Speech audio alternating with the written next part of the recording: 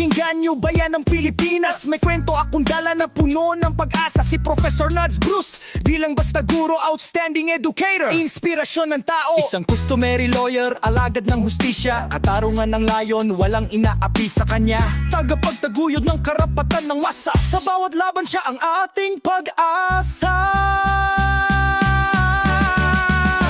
Nuds Bruce nandyan lagi para sa tao, alagad ng edukasyon, hustisya at prinsipyo.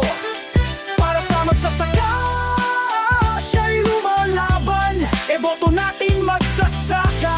Numero 154 sa balota.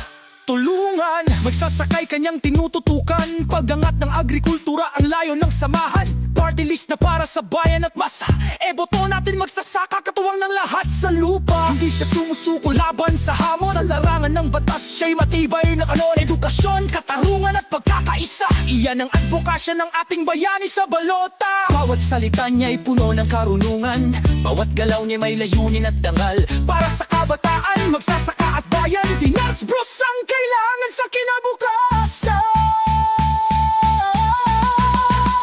Nuds Bruce nandyan lagi para sa tao, alagad ng edukasyon, hustisya at prinsipyo.